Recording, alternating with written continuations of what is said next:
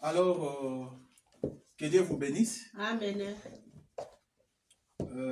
La Bible dit que nous sommes dans la joie quand on va dans la maison de l'Éternel. Amen. Dans la maison de l'Éternel, c'est là où il y a la nourriture pour nos âmes. On peut manger ce qu'on peut manger, comme vous avez mangé maintenant là, c'est pour la chair, les corps. Mais cela va amener un certain moment à la tombe. Mais quand on mange la parole de Dieu, cela nous apporte la vie. Pas une vie qui a une fin, mais la vie éternelle. Alors pour avoir cette vie, venons écouter la parole de Dieu. Je vais quand même aujourd'hui parler sur la consécration. Qu'est-ce que la consécration? Quelles sont les conditions que demande la consécration? Les sacrifices à faire. Mais avant d'entamer, je vais quand même faire un petit rappel parce que le dimanche passé, j'ai parlé sur... C'était encore sur quoi? C'était sur il n'y a pas de réveil sans repentance. Voilà. Il n'y a pas de réveil sans repentance. Donc on a parlé sur la repentance. Je ne vais pas beaucoup m'attarder pour donner des longues définitions et par la suite on oublie. La repentance, si on peut le dire en petit mot, tout court, c'est abandonner le péché. C'est ça la repentance. Ce que tu fais, ce que tu fais là, tu dois l'abandonner. Donc tu dois prendre la décision d'abandonner le mal ou bien le péché que tu fais. C'est ça la repentance. Quand tu viens ici, il y a la prédication qui est, la parole est prêchée, certainement que tu as eu des remords dans ton cœur, parce que la parole de Dieu a frappé. Tu peux venir ici, pleurer. Ah, j'ai mal fait cette chose-là, j'ai fait ceci, cela, c'est un péché. Vous pleurez parce que la parole de Dieu vous a éclairé et ça vous a frappé. Vous pouvez venir maintenant pleurer ici. Seigneur Dieu, pardonne-moi, Seigneur. J'ai mal fait, j'ai mal agi. Oui, vous allez pleurer, pleurer, pleurer. Et moi, je viendrai juste, je prends le papier mouchoir, je viens, j'enlève, je vais essuyer les larmes. Et puis, moi, je vais vous demander, vous avez pleuré, bien sûr. Est-ce que vous avez pris la décision d'abandonner la chose? Pleurer, c'est bon. Parce qu'on a une certaine tristesse de la chose que vous avez fait. Mais vous avez pleuré. Avez-vous pris la décision d'abandonner la chose? Si vous avez pris la décision d'abandonner la chose, c'est ça la repentance. Moi, j'étais, par exemple, un voleur, ou bien quelqu'un qui est ivrogne. Si je vais me repentir, même si j'ai pleuré là-bas, je vais prendre la décision qu'aujourd'hui, je ne vais plus m'enivrer. Quand j'ai fait comme ça, sincèrement, je me suis repenti. Ça, c'est vraiment tout court, direct. Sinon, vous allez pleurer ici, quand vous sortez dehors, juste là, vous recommencez la même chose. C'est que vous n'êtes pas repenti. C'est que vous n'avez pas pris la décision d'abandonner. C'est ça la différence. Prendre la décision maintenant que la chose là, je ne veux plus le faire. Il ne faut pas dire que non, Dieu, bon, j'attends, Dieu fera quelque chose pour moi pour que je puisse arrêter. Non, c'est toi qui prends la décision, ce n'est pas Dieu, c'est toi. C'est ça la repentance. D'accord? Et la repentance nous amène maintenant au réveil. Il y avait le réveil du temps de la Pentecôte. Les disciples étaient réunis quelque part dans la chambre haute. Ils étaient là en prière, tout ça. D'un coup, il y a eu le Saint-Esprit qui est descendu du ciel sous forme de langue de feu. Et le peuple qui était là, ils ont vu cette chose-là, ils ont accouru pour demander à Pierre, mais on ne comprend pas c'est quoi exactement. Il a commencé à leur expliquer depuis l'Ancien Testament que c'est ce que Dieu avait promis. Dans Joël 2, si vous pouvez lire ça. Alors, ces gens-là, quand ils ont écouté la parole de Dieu, leur cœur était contrit, attristé. Ils ont demandé maintenant à Pierre, mais que devons-nous faire pour être sauvés? Dans Acte 2, 38, Pierre leur dira, repentez-vous. On avait déjà vu la repentance, non? La repentance, c'est quoi? C'est que nous venons de voir maintenant. La repentance, c'est un abandon total, un abandon complet du péché. C'est ça la repentance. Repentez-vous, ça dit abandonnez les péchés. Repentez-vous, que chacun de vous soit baptisé au nom de Jésus-Christ. Pourquoi? Pourquoi on doit être baptisé au nom de Jésus-Christ? C'est pour le pardon de nos péchés.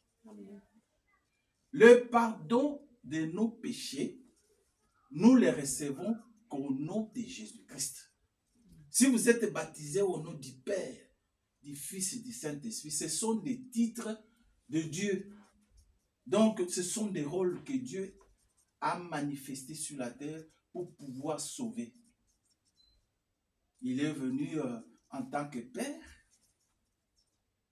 Père, ça dit que Dieu créateur qui est au-dessus de nous, c'est le même Dieu qui change de rôle, il vient comme fils de Dieu, c'est-à-dire ce Dieu-là vient naître dans la chair humaine pour pouvoir maintenant sauver.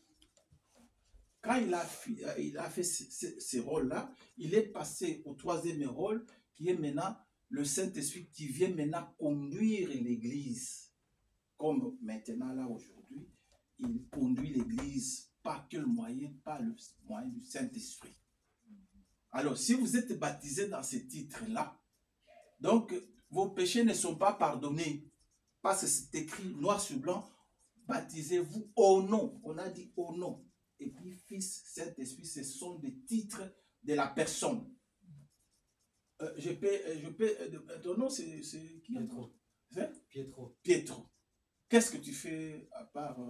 qu'est-ce que tu fais d'autre dans la vie? Je travaille au resto. Voilà. Tu es travailleur. Bon, au resto, bon, tu es travailleur au resto. Tu es marié? Non. Fiancé? Pas encore. Bon, ça viendra. Donc, disons fiancé. Et quelle autre chose que tu fais encore? Du sport, du foot. Du foot. Donc, Pietro, c'est ça son nom, il est footballeur. Ok? Il est footballeur. Pietro travaille. Pietro, troisième chose, c'était quoi? Il n'y a pas. Hein? Il n'y avait pas. Il n'était pas marié non plus. Ah bon, il est fiancé. Par exemple. Voilà, par exemple, il est fiancé, il est footballeur et il travaille dans un resto. Est-ce que travailler, est-ce que footballeur, s'il est footballeur, on dit qu'il est footballeur, est-ce que c'est un nom? Ce n'est pas le nom de Pierrot. Ça, c'est quelque chose que Pierrot fait, qui identifie Pierrot à quelque chose. Donc, au foot, donc il joue au foot, on dit qu'il est footballeur. Mais la Bible dit qu'il faut baptiser, je donne l'exemple, ce n'est pas en ton nom, pour mieux comprendre. Donc, il faut baptiser au nom. Les noms là, c'est qui? Des footballeurs, de celui qui travaille au resto et qui est fiancé. C'est les noms de qui? De Pietro. Non, de Pietro. Donc, c'est qu'on remplacé par les noms de Jésus. C'est facile comme ça à comprendre, non? Donc, c'est au nom de Jésus. C'est pour ça que les disciples avaient compris et ils ont baptisé au nom de Jésus-Christ.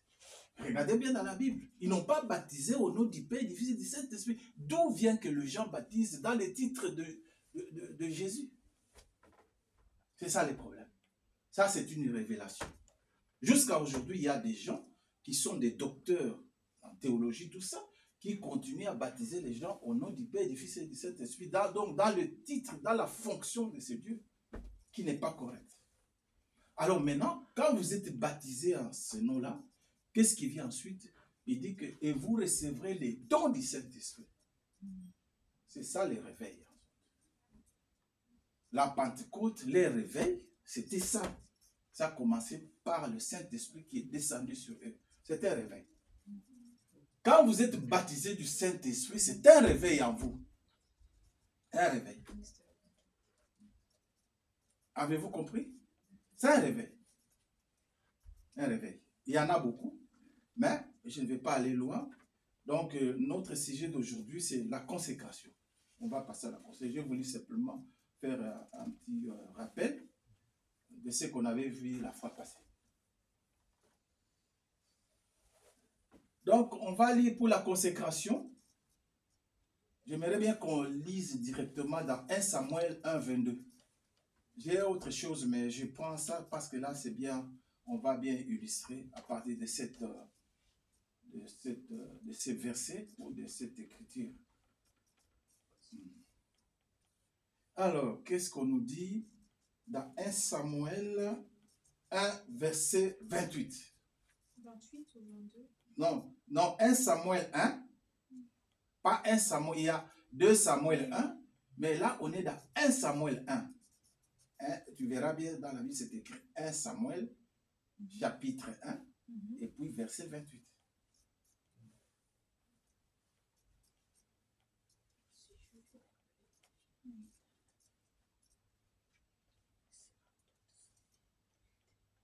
C'est fait? Je peux lire? Amen. Aussi je veux les prêter à l'Éternel. Il sera toute sa vie prêté à l'Éternel. Et ils se prosternèrent là devant l'Éternel. Ici, on parle de Anne qui ne concevait pas. Cette femme-là, elle ne concevait pas. Elle est allée prier au temple. Elle a prié, elle a prié. Elle a demandé à Dieu de lui accorder un enfant. En faisant une promesse. Si vous me donnez cet enfant-là sera consacré à vous, à Dieu. C'est-à-dire que cet enfant-là restera à votre service.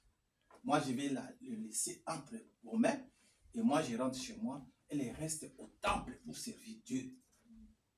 Donc, aussi, je vais les prêter à l'Éternel. Donc, il donne à l'Éternel cet enfant.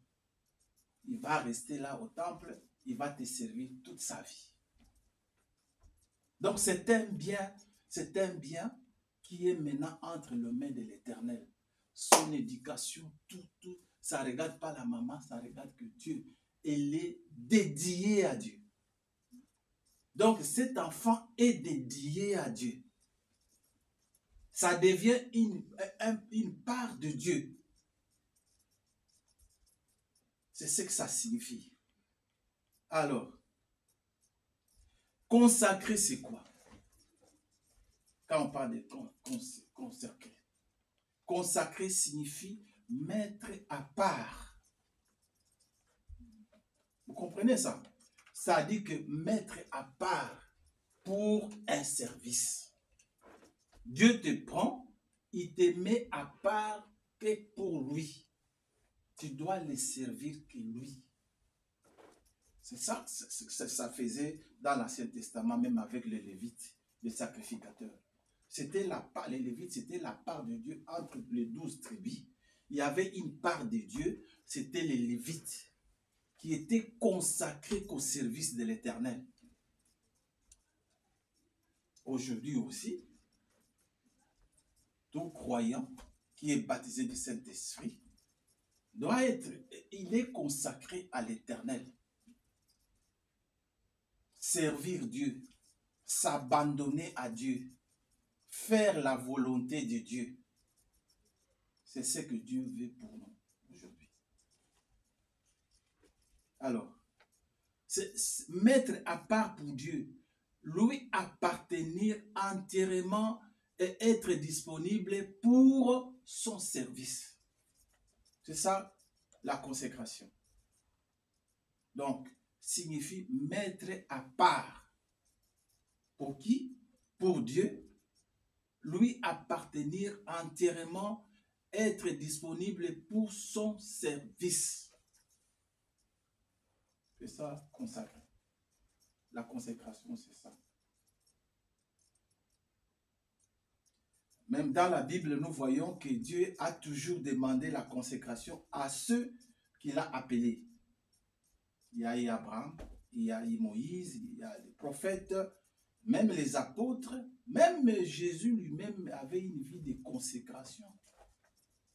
Alors, pour aller loin avec Dieu, vous devez mener une vie de consécration, sinon vous n'irez pas loin.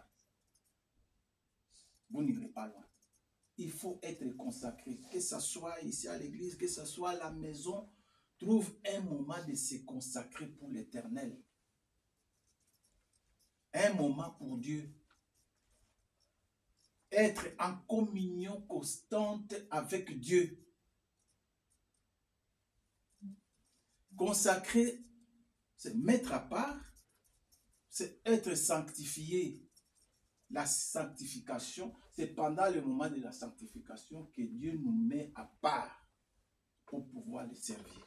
Il faut avoir une vie de sanctification. Mais si vous menez une vie de péché, Dieu ne viendra pas. Il va s'éloigner de vous. Il faut une vie de sanctification. Consacrer, c'est dédier une personne à Dieu. Dédier une personne à Dieu, c'est la consécration. S'offrir totalement à Dieu. Alors, ça sont les définitions. C'est séparer sa vie du monde, du péché, de ses propres ambitions pour se donner entièrement au Seigneur. C'est difficile, hein, pour faire ça. Hein? Mais Dieu nous aide toujours. Parce que quand il t'a choisi, il faut vous estimer tout d'abord heureux. Dieu, créateur du ciel et de la terre, il laisse tout ce monde-là. Il ne prend que vous m'appartiez désormais. Vous allez faire la volonté. Qui, entre nous ici, si le roi Philippe le prenait à son service, que toi tu seras à mon service ici, qui ne sera pas content? Et tout le monde sera content. Ah, moi je suis dans la maison, dans les palais royaux du roi Philippe. Mais là c'est le roi des rois, le Seigneur des seigneurs qui te prend à son service. Donc on va prendre quand même certains exemples de consécration dans la Bible. On peut prendre Samuel, comme on vient de lire, consacré dès son enfance par sa mère, Anne. Donc, il a pris cet enfant, il l'a consacré à l'Éternel. Donc, ça devient la part de Dieu. Pourquoi? C'est pour un service. Quand vous êtes consacré, on les fait pour servir Dieu. C'est pour un service. Même quand on vient à l'église, on dit qu'on va faire un service de consécration. C'est-à-dire qu'on se met quelque part pour n'écouter que Dieu, faire la volonté de Dieu, faire le service de Dieu. On se met un peu, on s'éloigne de certaines choses qui peuvent nous distraire. On est là à se consacrer que pour l'Éternel. Par exemple, un prédicateur qui veut prêcher, par exemple, le dimanche, où il y a des enfants de Dieu qui ont des dons, par exemple, ils se mettent quelque part pour se sanctifier. Parce qu'ils ont un service à faire pour l'Éternel. Donc, ils fuient les bruits de l'extérieur. Les choses qui peuvent, comment on peut dire, les choses qui peuvent les déconcentrer. Ils sont là que pour écouter Dieu, prier. Donc, ça dit, ils se sont consacrés à l'Éternel. On prend les Nazaréens. Les Nazaréens, je crois que je dois vous donner quand même, ça peut dire quoi? Quand on faisait le vœu de Nazaréen. Le vœu de Nazaréen. Donc, le Nazaréen. Les Nazaréens étaient un engagement volontaire, temporaire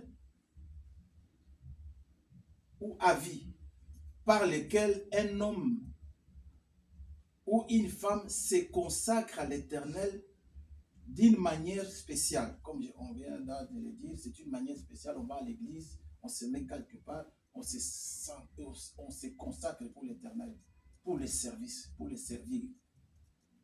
Les Naziréens symbolisaient une vie séparée et entièrement consacrée à Dieu. Alors, il y a quelqu'un qui est passé par là, qu'on appelle Samson. Samson était consacré à l'Éternel. Vous connaissez l'histoire de Samson, hein? Amen. Donc, il est né lors de sa conception. Non, lui, il ne connaît pas. Hein? Il ne connaît pas l'histoire. Il ne connaît pas l'histoire. Ah, Samson, c'est un Israélite, bien sûr. Donc, lui, Dieu l'avait choisi. Ok? Il l'a mis à part pour pouvoir servir Dieu. Sa maman qui n'enfantait pas, demandait à ce que Dieu puisse lui donner un enfant. Il a dit, moi, je vais te donner cet enfant, mais la condition est que cet enfant naîtra, bien sûr, mais il aura des cheveux longs et que personne ne passera le rasoir sur sa tête parce que Dieu a mis sa force dans ses cheveux. Donc sa puissance est dans ses cheveux. Donc fais en sorte que cet enfant-là, que personne ne passe le rasoir sur sa tête. Si quelqu'un vient raser sa tête, il aura perdu sa force, sa puissance. C'est ça un peu l'histoire de Samson. Alors, sa mission était d'aller attaquer les Philistins et les tuer ou les exterminer. C'était ça sa mission. Alors, quand cet enfant est né, il a commencé à grandir avec tous ses cheveux. Sa maman n'a jamais coupé ses cheveux. Jamais. Jusqu'à ce qu'il a grandi, il avait beaucoup de cheveux. Mais parce qu'il y en avait beaucoup, ils ont fait des tresses. Il y en avait 7. Alors, qu'est-ce que Samson a fait? Samson, il est allé prendre une femme chez le Philistin. Là où Dieu l'avait envoyé, c'était pour aller tuer ces gens-là. Il est allé prendre une femme d'Alila. Alors, il a commencé à tuer beaucoup de Philistins. Mais ces gens-là se sont dit, mais comment faire pour que cet homme-là, on puisse l'éliminer? Les tuer, hein? Ouais. Alors, qu'est-ce qu'ils ont fait? Ils ont pris cette femme-là d'Alila par les chefs, les chefs philistins, lui demandaient, fais un effort pour qu'on connaisse un peu les secrets de Samson. Comment il est fort comme ça? Qu'est-ce qu'on peut faire pour arrêter cette force-là? Alors, la femme a commencé à demander à Samson, quelle est ta force? Dis-moi ta puissance, ton secret, c'est quoi? Samson ne voulait pas. Jusqu'à un certain moment, Samson a cédé. Samson lui a livré le secret. Il dit, les rasoirs n'ont jamais passé sur ma tête. Si les rasoirs passent sur ma tête, je perds mes cheveux. C'est fini, je deviens comme tout homme. Comme tout homme. Alors cette femme s'est arrangée. Comme il connaît le secret, il a appelé ces gens-là de Philistins. Ils sont venus pendant que Samson dormait. Il avait lié Samson. Samson ne savait pas. Parce que d'autres fois, il liait Samson. Et quand les gens venaient pour l'attraper, Samson brisait chaînes ou le... Comment on appelle? Ficelle. Non? Hein? Les chaînes. Les chaînes. Il brisait ça parce qu'il était tellement fort. Mais cette fois-ci, il n'a pas pu briser cela parce que le chevet était coupé, donc et rasé. Ce que Dieu lui avait interdit, il avait perdu la force. Mais c'est un enfant qui est né, qui est consacré à l'Éternel pour servir l'Éternel. Les services que Dieu lui avait demandé, c'est d'aller tuer, libérer les enfants d'Israël dans l'esclavage où ils étaient maintenus par les Philistins.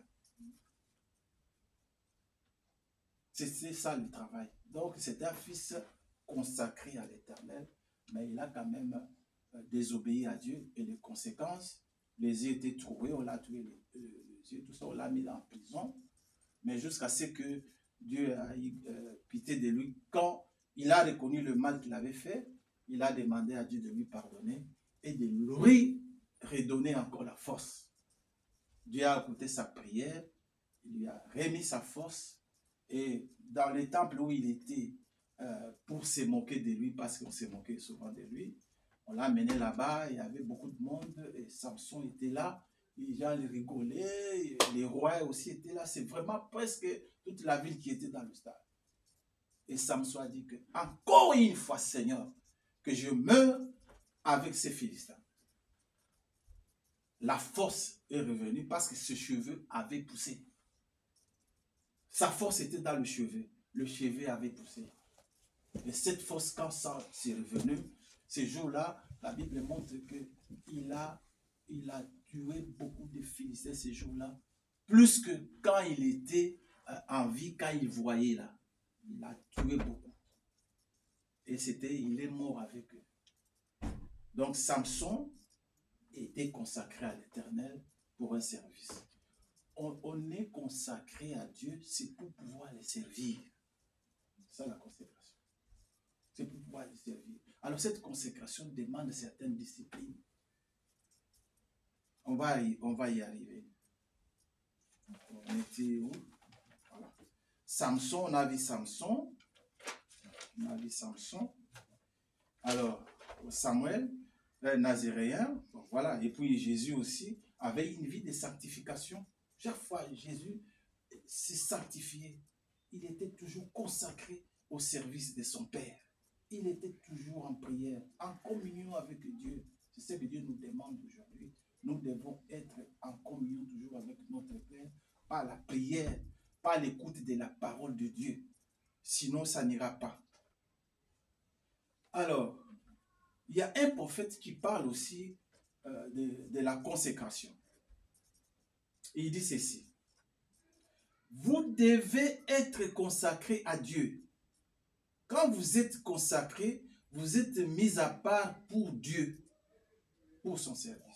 Être consacré à Dieu, ça dit, c'est se mettre à part. Être consacré, c'est mis à part pour servir Dieu. Tu as un don, je ne sais pas lequel, ce don-là que Dieu a placé en vous, c'est pour pouvoir servir maintenant Dieu. C'est pour ça qu'il t'a donné ce don. C'est pour ça qu'il a donné, à Frère Dieu donné un ministère. C'est-à-dire, il m'a mis à part pour que moi je puisse les servir. C'est ça consacré. Donc je suis consacré à l'Éternel pour pouvoir les servir. Vous aussi là-bas, vous êtes consacrés, c'est pour pouvoir servir Dieu par votre vie dans la société, par votre temps que vous pouvez donner à l'Éternel, par vos biens que vous pouvez aussi donner à l'Éternel. Tout ça, c'est un service de consécration. Alors, une vie consacrée est une vie mise à part. Donc, quelqu'un qui est consacré à l'Éternel, il est mis à part pour pouvoir servir l'Éternel. Complètement. Il est complètement abandonné à Christ. Vous n'avez plus vos propres voix. C'est sa voix qui compte. Vous ne partez plus, vous ne partez plus, oh non.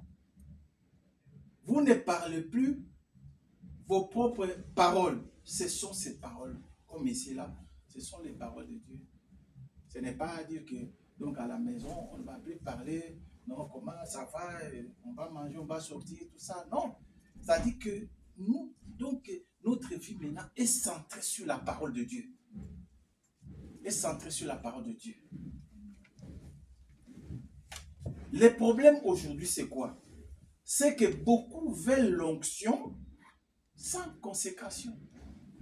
Il y a beaucoup qui veulent l'onction. L'onction, c'est quoi? L'onction, c'est la présence, la puissance du Saint-Esprit dans l'homme qui va servir. Donc, vous êtes consacré, vous êtes mis à part pour servir l'Éternel. Maintenant, pour commencer à faire ce service, il faut que Dieu vous envoie l'onction. L'onction, c'est quoi? C'est la présence et la puissance du Saint-Esprit qui vient sur l'homme. Dieu, il faut qu'il vous donne cette capacité-là pour faire son travail. Ça, c'est l'onction. C'est une prédication qu'on va voir. Il y en a ici, mais je ne peux pas le faire aujourd'hui. Qu'est-ce que l'onction? L'onction nous apporte quoi? Mais il faut tout d'abord avoir une vie de consécration. Voilà. Que Dieu te bénisse. Il faut avoir tout d'abord une vie de consécration.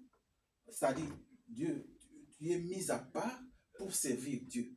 Maintenant, quand tu es mis à part pour servir Dieu, ce Dieu-là, c'est celui qui va envoyer cette onction-là sur vous. C'est-à-dire qu'il va envoyer sa présence, sa puissance, qui est le Saint-Esprit, sur vous. Comme ça, vous aurez maintenant seulement la capacité de servir Dieu. C'est bien compris comme ça, non? Amen. Voilà. Alors, mais Dieu n'aidera jamais une vie qui n'est pas consacrée. Quand vous n'êtes pas consacré, l'onction ne viendra pas. C'est-à-dire la présence, la puissance du Saint-Esprit ne viendra pas sur vous. Pourquoi? Parce que vous n'êtes pas consacré. Ça ne viendra pas. C'est pour ça aujourd'hui je comprends qu'il y a beaucoup qui viennent, par exemple, mais il peut passer, mais même pour prêcher. Il n'a pas eu cette vie-là de consécration. Donc, ça dit l'onction, il ne s'est pas mis quelque part pour s'attendre quand même à Dieu. Donc, faire une vie de consécration, comme on vient de le dire, ça dit que vous êtes mis à part pour Dieu, pour le servir. Maintenant, quand Dieu voit ça, c'est lui qui va vous envoyer maintenant l'onction qui viendra sur vous pour pouvoir maintenant le servir. Mais vous, la vie de consécration, vous n'en avez pas. Dis-moi quand est-ce que l'onction est venue sur vous pour pouvoir servir maintenant Dieu. Donc on peut comprendre qu'il y a beaucoup aussi des enfants de Dieu ou des prédicateurs qui peuvent venir. Il va aller comme je lis là-bas. A-t-il eu l'onction? Est-ce qu'il s'est consacré pour qu'il puisse avoir maintenant l'onction que Dieu l'enverra pour qu'il puisse maintenant prêcher par exemple? Il faut une consécration. Mais beaucoup, en tout cas dans la plupart, j'ai commencé maintenant à comprendre qu'il vient, il n'y a pas eu de consécration, il vient simplement faire la lecture, c'est tout, il parle, j'ai prêché, c'est tout.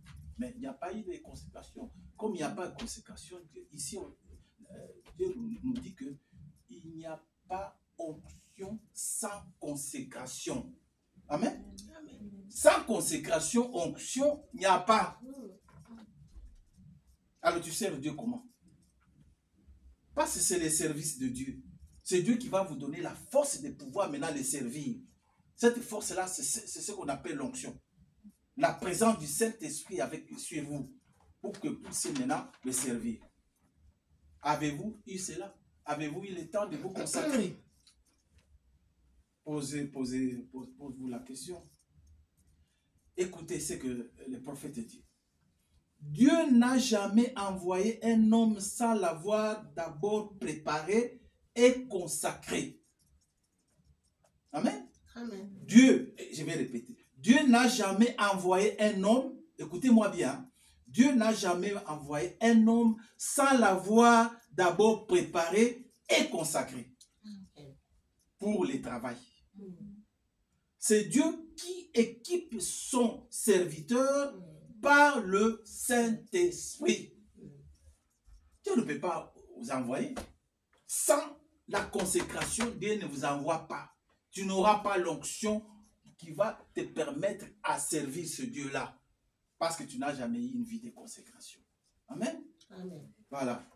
Donc, il ne faut pas aller trop loin. Moi, j'aime bien des petites phrases qui sont claires.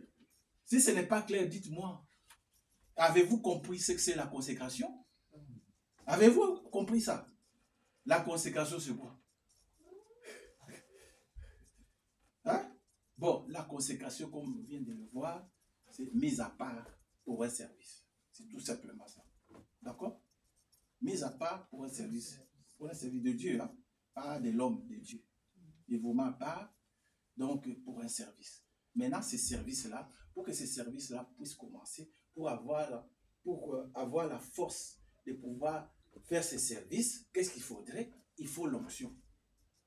L'onction, on a vu que c'est une présence, c'est une puissance du Saint-Esprit qui survient sur la personne consacrée.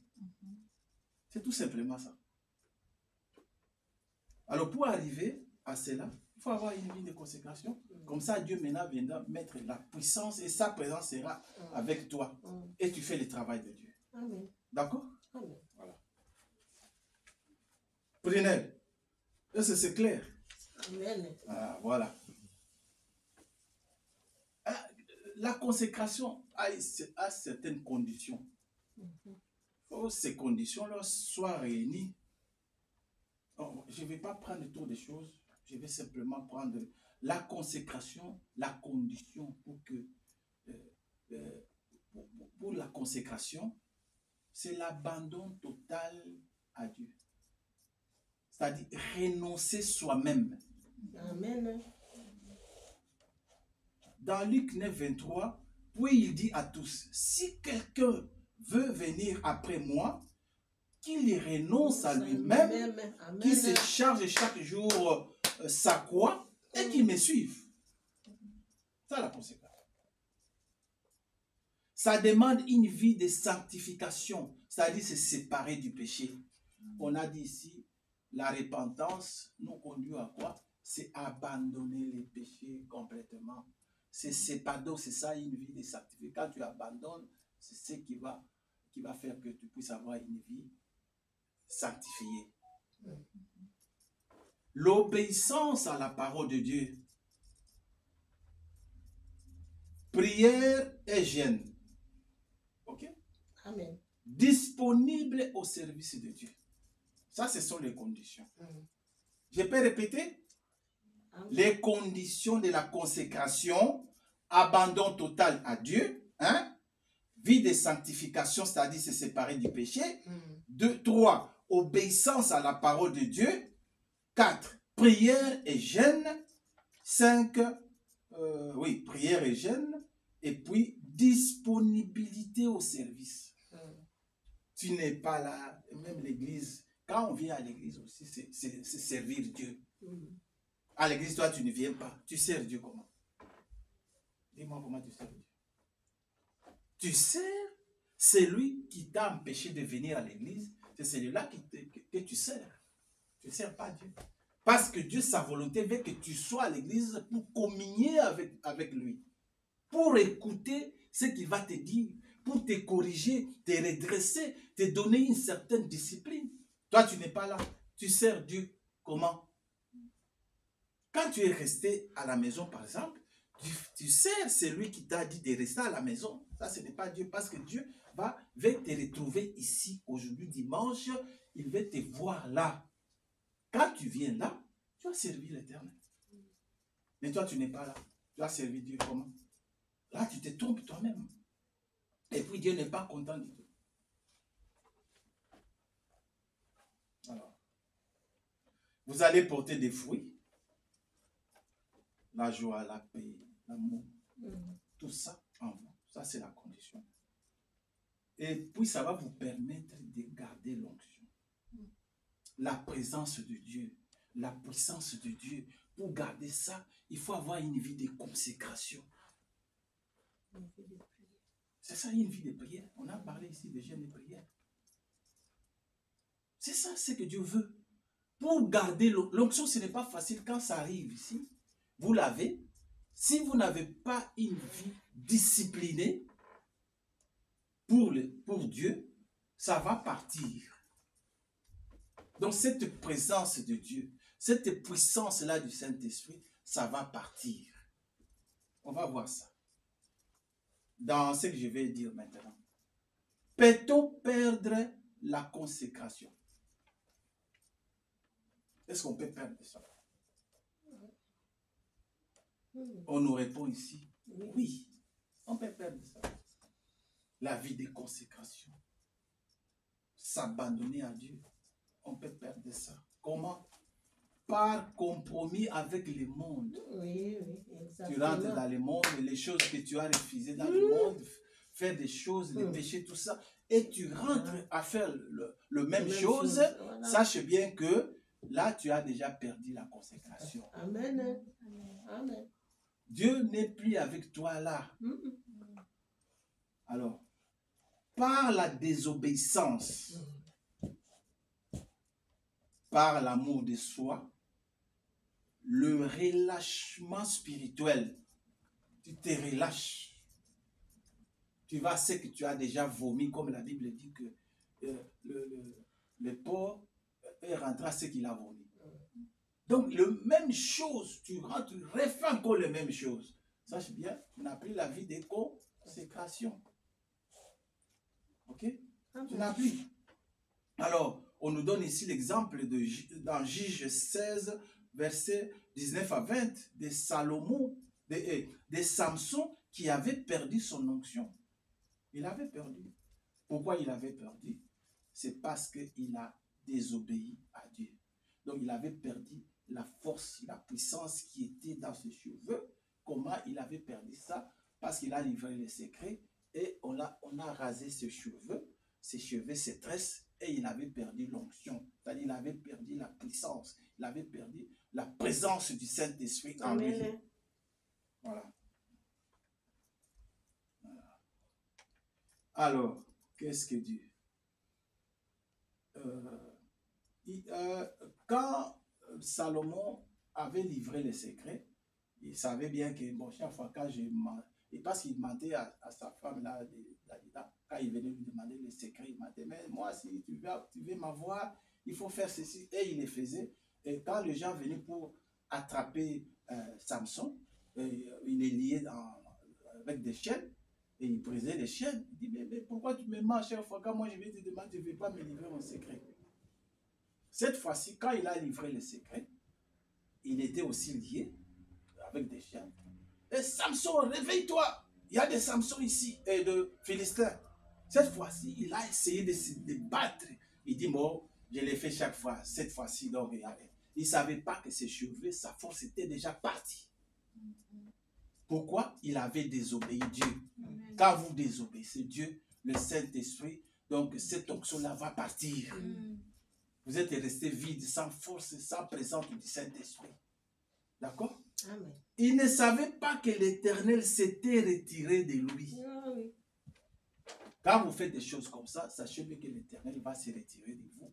Et vous restez là avec ce mal à l'être. Oh, moi, je suis chrétien. Oh, moi, je suis comme ça, c'est là. Oui, mais l'Éternel s'est déjà retiré de vous. Vous êtes maintenant une coquille vide. D'accord? Amen. Alors, on était où? Ah, c'est perdre le... Donc, oui, on peut perdre la consécration si on désobéit à Dieu. On peut perdre cette force, cette puissance du Saint-Esprit si on désobéit à Dieu. Voilà, donc on va continuer. On va terminer il n'y a pas longtemps parce que je n'ai pas voulu aller loin. C'était juste pour expliquer un peu ce que c'est la consécration. Et bientôt on va terminer.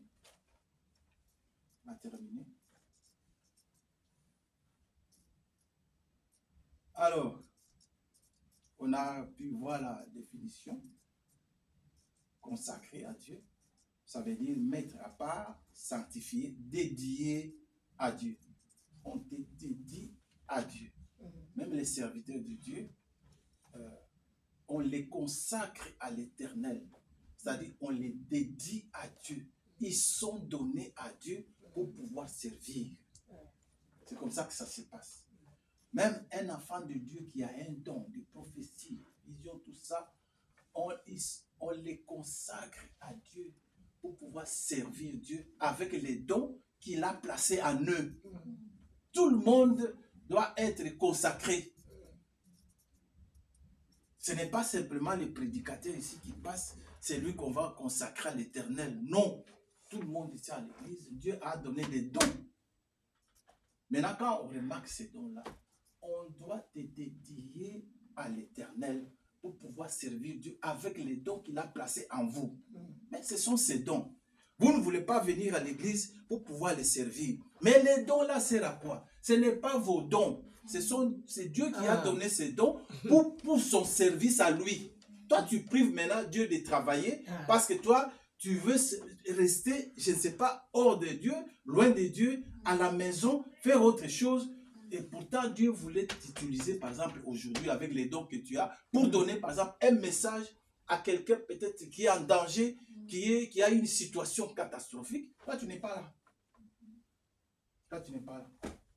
C'est dommage. Si on peut comprendre ces choses, on ne peut pas manquer à l'église. Parce que vous ne savez pas ce que Dieu veut faire avec vous. Les dons qui sont à vous, ce sont les dons de Dieu, ce n'est pas vos dons à vous. Mais Dieu veut se servir de ces dons, vous lui privez comment? Comment vous privez? Moi, c'est mes dons à moi, Moi, je vous les donne et vous me privez quand j'en ai besoin. Non, non, moi, je ne vais pas. Oh, comment? Ce sont mes dons. Je sais simplement, je t'ai prêté tout simplement, si on peut dire ça. Vous me refusez. Mes propres dons, les propres dons de Dieu en vous. Mais il faut vous demander, Dieu-là a donné ces dons-là. Pourquoi? Pourquoi il a placé ces dons en moi? Mais posez-vous la question. Et ça va rester comme ça. Non, c'est pour pouvoir servir. Dieu nous parle à travers les dons qu'il a mis en nous. Dieu nous parle à travers les dons qu'il a mis en nous. Maintenant, vous prenez les dons d'autrui, vous ne voulez pas que les propriétaires de ces dons puissent l'utiliser. C'est quoi? Comme on dit, c'est quoi comme affaire? Hein? C'est quoi comme affaire? C'est le don de Dieu. C'est le don de Dieu. Il faut laisser que Dieu utilise ses propres dons. Donc, bientôt, on va même terminer. La consécration, c'est séparer sa vie du monde, des péchés, de ses propres ambitions pour se donner entièrement au Seigneur. Mettre à part pour Dieu, lui appartenir entièrement, être disponible pour son service. C'est sa consécration. Entièrement appartenir à l'Éternel pour le service de Dieu, pour le service de l'Éternel. Ne voulez-vous pas appartenir à l'Éternel entièrement pour pouvoir le servir? Voilà. Donc, si on peut dire, est-ce que, frères et sœurs, voulez-vous servir Dieu? C'est une question que je pose. Voulez-vous servir Dieu? Mais non, il ne faut pas hausser la tête, il faut dire. Il faut dire Amen, oui. Voulez-vous servir Dieu? Amen. Alors consacrez-vous aujourd'hui. Car sans consécration, il n'y a ni onction, ni puissance, ni intimité avec le Seigneur. Il n'y a pas. Tu peux venir ici comme tu veux. Il n'y a pas communion avec Dieu. Il n'y a pas intimité avec Dieu. Il n'y a rien. Il n'y a rien. Tu viens simplement ici par habitude, par exemple. Comme chez nous on dit, Yakobondela, c'est-à-dire qu'il y a quelqu'un qui va prier, mais qui ne cherche pas la face de Dieu. C'est des choses différentes. Vous venez prier comme ici. C'est d'habitude, on veut prier. Mais est-ce que vous cherchez vraiment la face de l'Éternel? Des choses différentes. C'est lui qui cherche la face de l'Éternel. C'est celui-là qui a une vie de consécration. Moi, c'est Dieu-là. Moi, je vais quand même le voir. J'ai un tel problème. Moi, je vais me consacrer. Chercher la face de l'Éternel. Il faut qu'il me réponde. Il a dit ça et ça et ça. C'est une promesse. Moi, je tiens à cette promesse-là. Il faut que je vois ce Dieu-là se manifester, agir. Tu cherches la face de Dieu. Maintenant, c'est lui qui vient seulement par l'habitude. Bon, on va prier. Parce qu'on va aller à la maison. Seigneur, merci. Accompagne-nous à la maison. Protège-nous. Amen. Amen. Ici, il est parti. Mais c'est lui qui cherche la face de Dieu. Non seulement ici. Même s'il rentre à la maison, il a quand même un temps pour pouvoir chercher la face de l'Éternel. Pour être en communion constante avec l'Éternel. Celui-là cherche l'Éternel. Amen. Donc c'est ça, une vie de consécration. Dieu vous met à part pour pouvoir le servir. Un grand roi qui te prend son service, mais estimez-vous heureux. Amen. Estimez-vous heureux de servir l'Éternel. Est-ce que avez-vous compris? Amen. Que le Seigneur vous bénisse. Amen. Voilà. Donc, on va aussi l'autre dimanche, si Dieu nous fasse, qu'il nous fasse grâce pour qu'on puisse voir la consécration des serviteurs de Dieu. Là, j'ai parlé de consécration en général, mais il y a aussi la consécration des serviteurs de Dieu, mais pas pour le moment. Ce qu'on va voir la semaine prochaine, Dieu nous accorde grâce, c'est l'onction de Dieu. J'ai défini que l'onction, c'est quoi? L'onction, c'est une présence et une puissance du Saint-Esprit sur la personne, Amen. afin que vous ayez la force de servir Dieu. C'est ça l'onction. Ok? Amen. Que Dieu vous bénisse, Amen. qu'il vous accorde beaucoup de grâce, qu'il vous donne la force toujours de venir chercher sa face. C'est ça vraiment, prier, chercher toujours la face. Ayez cette soif-là de Dieu dans vos cœurs. Priez aussi à la maison. Cherchez Dieu. Ne vous contentez pas simplement de venir ici, puis ça s'arrête là. Non, même jusqu'à la maison. Continuez. Et Dieu verra votre sacrifice, la foi que vous avez, certainement qui va vous visiter un jour. Amen. D'accord? Que Dieu vous bénisse. Amen.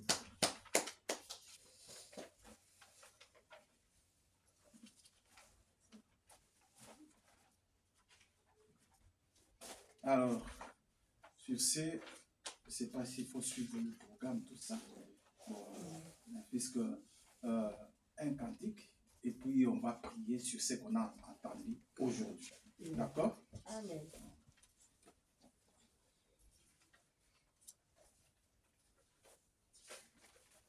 Merci Jésus. Merci Jésus. Merci Jésus.